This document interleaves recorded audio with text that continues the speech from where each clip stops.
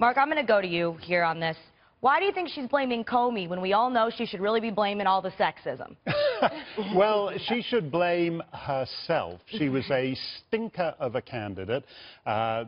Britain, Canada, Australia, New Zealand, Germany, most of Scandinavia have all had female prime ministers who got there on their own terms. This was someone who did not connect with people, who was unlikable, and the idea that it has anything to do with WikiLeaks. Jim Comey did not move the meter on the polls.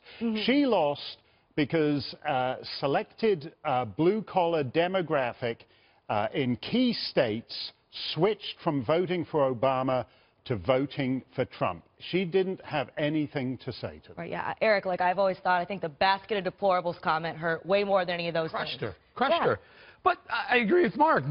It wasn't James Comey or anyone else's. It's her own fault. She was lazy. She didn't campaign hard. She didn't go to Wisconsin. No one told her not to go to Wisconsin. Comey didn't tell her not to go to Wisconsin. Right. She didn't take any risks, and she took the electorate for granted with exactly what you just said. She called half the electorate deplorable and irredeemable. I think that was a crushing blow to her.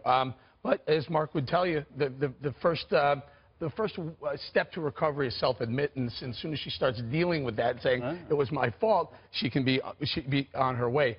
Trump just worked 100 times harder than Hillary Clinton worked, and he earned it and he won it. Well, I think he certainly worked smarter. And here's the thing, from the legal perspective, you know, Jim Comey's taken a lot of heat, a lot of it deservingly so, from both sides of the aisle on this thing. I mean, he was getting beat up pretty bad today by both Republicans and Dems. But there's a part of me as an attorney that says we can't hold facts for politics. That's not how we do business in the law. That's not how we should do business in the Department of Justice. So I don't fault him for that. So not only to y'all's point that it didn't affect the electorate, even if it would have, that should not have changed his opinion. And I think he's absolutely right about that. You're right, E. James Comey didn't make her not go to Wisconsin, nor did he tell her to not have a good ground game in parts of Florida, which she didn't, which depressed the black turnout vote, particularly in that area. Had that been what it had been for Obama, she might be in the White House now. That's not Marie, you look like you're agreeing with Ebony a little bit on this? Or? I am. I actually agree with a couple different things that have been said. Hillary Clinton was a flawed candidate. And actually, I don't care if she ever realizes why she lost. What I care about is that my party, the Democratic Party, realizes why she lost and looks very hard at states like my home state of Ohio, the ground game, the economic message. I do think that there are some Democrats, this is where I'm going to disagree a little bit. If you don't hold facts back from the public, there are a lot of people that say, you wanted to tell the public about the Clinton investigation. There was an active investigation into the Trump campaign that was going on for months. True. And you didn't think it was also your responsibility to tell the public? That's true, Mary. For me, that is what's troubling. And the most troubling thing today... But, go ahead. Maria, I want to push back a little bit, though. You're making a lot of that one side of the equation. Let's not forget when James Comey recommended that Hillary Clinton not be indicted. Right. That was a big step. And I think he's... Look, I'm going to go on record. I think he's wrong. Now, you're a lawyer. You tell me this. I'm pretty sure that intent didn't matter. So if Huma Abedin was sending classified information to her husband, Weiner, that what does she I've never heard about that guy. But intent, if you're violating this act, it doesn't matter if you intend to be violating or not. You're breaking the law. 1,000% right, Eric Bolling. Intent was not required. But Comey said, and this is where I agree with. He said that's why you didn't. No. That's actually not what he said. Prove intent. No. He said the reason he didn't recommend an indictment is because he didn't think he could convict.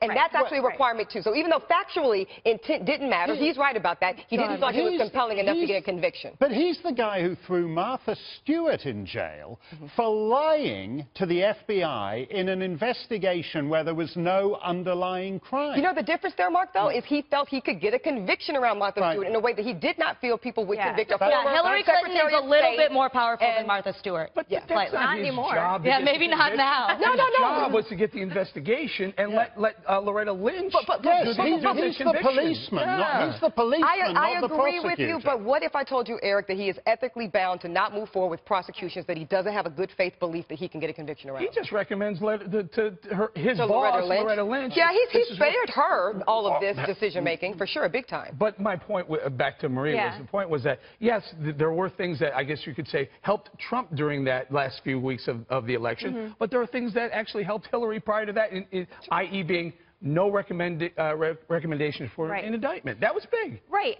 For me, I listened to that today. I felt like we were all going through Jim Comey's therapy session. I don't care how hard this was for him. I really don't. You don't care about his nausea? I don't care about that. Okay. But I do think there is an honest question where if you're going to say and confirm there's an active investigation into one candidate and you also have an active investigation into another, don't the American people also have a right to know that? That, for me, is where I get tripped up here. And the most concerning thing today was that he said the Russians are still trying to interfere. We're going to talk about that. Russia was playing a big role throughout James Comey's Senate hearing today. Yep. The FBI director laid out the looming danger from Vladimir Putin and the Russian government.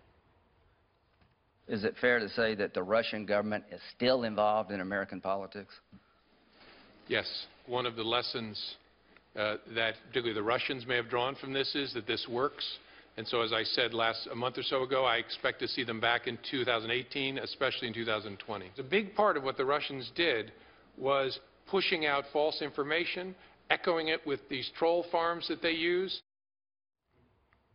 What do you think, Mark? Are we ever going to get away from this Russia talk, or do you think that he's right? No, that was the other weird thing about this, is that for Democrats, this investigation, this hearing was about Trump and the Russians, and for Republicans, it's about Hillary and the emails. There's actually nothing that he's come up with. He says the Russians were pumping out false information. They actually did us all a favor and pumped out a lot of true information that they got from the Democrat leaks.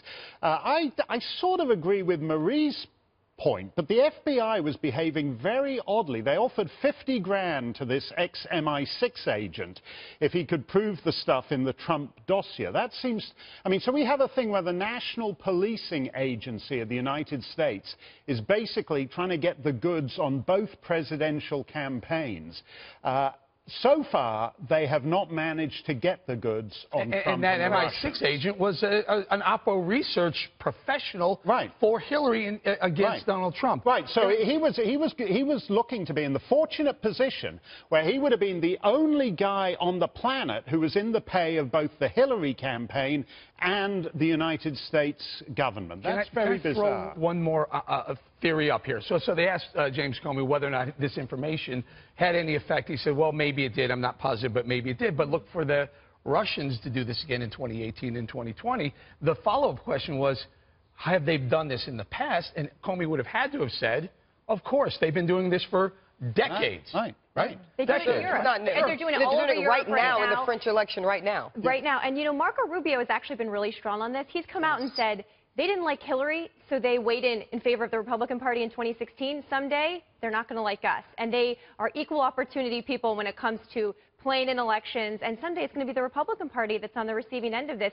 We as Americans should care that Russians, a hostile force at times, are meddling in our elections. I think everybody cares about that. I think that just because you can also be upset about what you find in the emails and not say, oh, I'm glad. I don't know that everybody's upset about that, though, Kathy. I think that some people were very, very excited and cheerleading around the fact that this all started around Hillary. I meant upset at her for what she did. Not but they should be upset with Russia for what they're doing, because to Marie's point and to Rubio's point, I don't think those are mutually exclusive things. If it's good for the goose, it'll be good for the gander eventually. It's a given that all great powers prosecute their own national interests in other people's elections. And Obama interfered in the Brexit vote. I challenge Vladimir Putin. That's his argument that you just made. No, I think every country, if the Belgians identify a particular interest, they want to go for it, good luck to them. We should expect that. That's a given. It's not unusual. Well, I challenge James Comey, and I challenge you, Marie. Yes. Do you think that whatever the Russians did affected the outcome of the election? Of course, they wanted to get involved and steal and hack, but do you think it actually changed the outcome? I think that the WikiLeaks emails, the content of those, impacted how some voters voted. And those were put into the public domain in large part because of Russian intelligence activity. Was it determinative? No, I think there were. That's where I was. No, and look, I'm going back. And I'm going back to the first discussion here. I think there were 6 or 7 big reasons Hillary Clinton lost, starting with bad campaign strategy, candidate with a lot of baggage. We can go down the list that I think Democrats need to be looking at.